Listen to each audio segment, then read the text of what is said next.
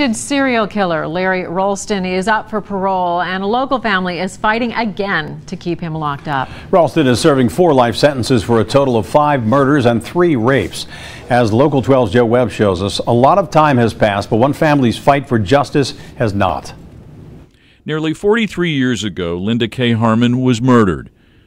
40 years ago, Larry Ralston was convicted of her murder. 10 years ago, Local 12's Deborah Dixon talked to Harmon's mother before Ralston's second parole hearing.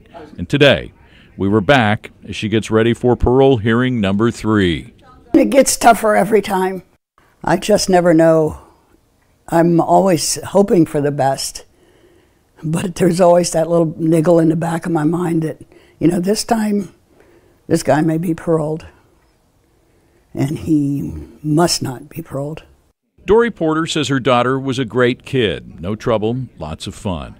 She says what Larry Ralston took away was devastating at the time, but she did not know then how the loss would compound itself. Porter now has 2 granddaughters and 6 great-grandchildren. We miss her. We miss her.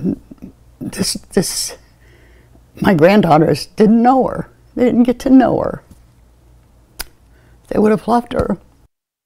Porter encourages people to contact the parole board and ask them to deny Larry Ralston's parole. On September 3rd, 1975, Larry Ralston grabbed 17-year-old Linda Kay Harmon as she waited for a bus at Beechmont and Wolfangel. Her dismembered body was found a month later near Felicity.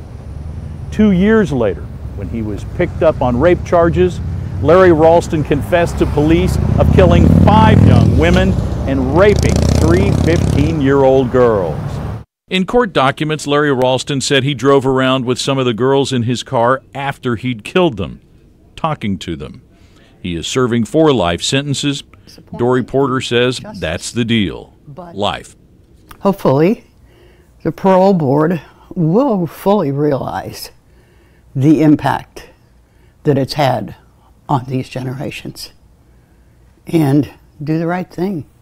On Monday, she'll be there to speak her mind again.